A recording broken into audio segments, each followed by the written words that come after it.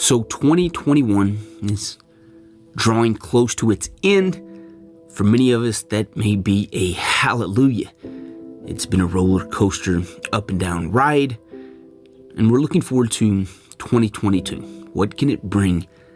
What does it have to offer? Who am I going to be? How can I become better? How can I not only pursue those goals, but chase them down, wrestle them to the ground, and get out my rewards to become a little more successful than I was the day before, the year before, add some substance to my life. And so yesterday I'm watching a video, and this older man's talking to a younger gentleman, and he asked the younger guy, before Mount Everest was discovered, what was the tallest mountain? And the young guy, he's thinking, you can tell on his face that he's a little puzzled. He's trying to remember geography class in school. What was the highest mountain besides Mount Everest? And he's struggling to find an answer. The older man lets him kind of wrestle around with that confusion for a while, and then says, Mount Everest was still the tallest mountain. Just because it wasn't discovered yet doesn't mean that it still didn't have its height, its power, its prestige. It still was the apex pinnacle summit of the world. And it got me thinking that we're all on this path to become better, this self-improvement highway that we're on. And many times we get so distracted by other people's mountains, their mountaintops, and we're always looking upward to them and comparing ourselves to this person, that person, their success, our failures, that we never take the chance to begin to climb that mountain within. And that's what that story represented to me.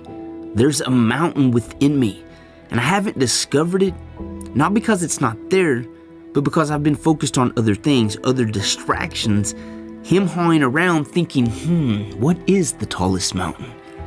Comparing myself to the other people that I'd like to be like, and constantly in that state of daydreaming than actually putting in the work to start climbing my own mountain.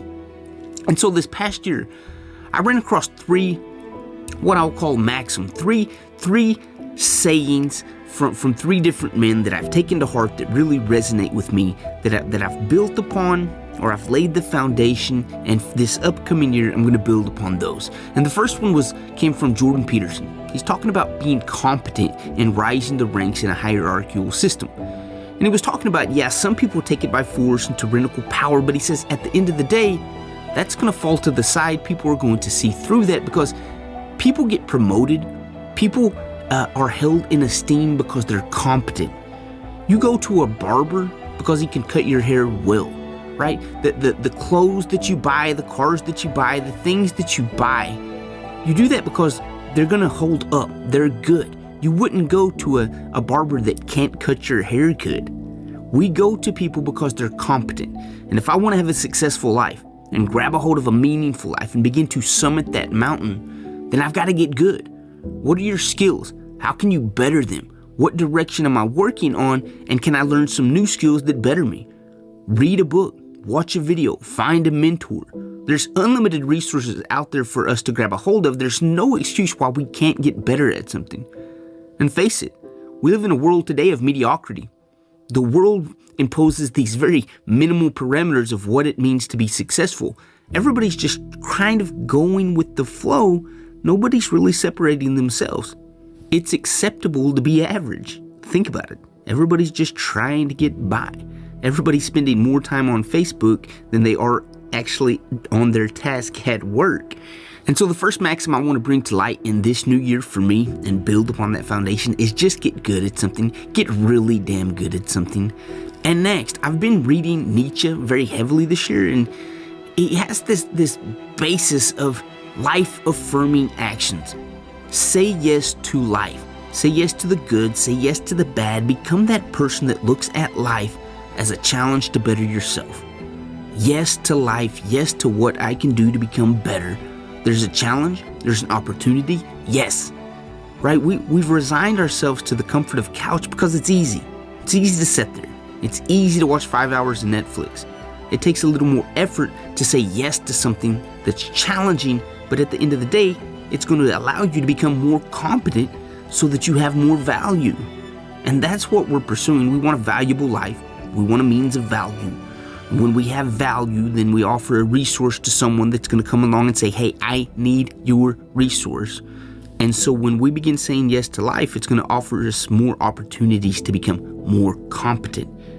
And one of the key components of that Nietzsche talks about is there's things in our life that we're going to have to remove. Those things that we constantly say no to. Maybe it's a toxic relationship. Maybe it's a toxic career.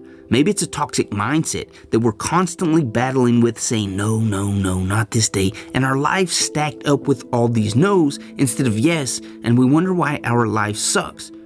The key component to be able to say yes to life is removing those things that we're constantly battling with and saying no. Those are life-draining things. Always having to compete and combat with something that's draining. How about we just remove that from our lives? And the last maxim that I want to build upon this upcoming year, it comes from Seneca. He said, those that own their life have lost nothing. And that hits hard, man. That hits close to home.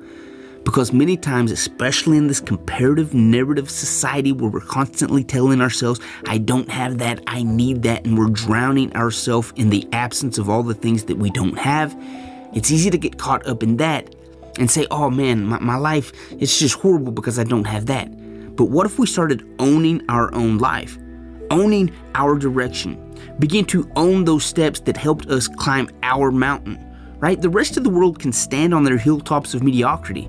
I'm going to start ascending that mountaintop and have a better view where I look down on all that and see it as nonsense. That's what they've lost. I've lost nothing. I've become competent. I've said yes to life and I own it. I own my failures.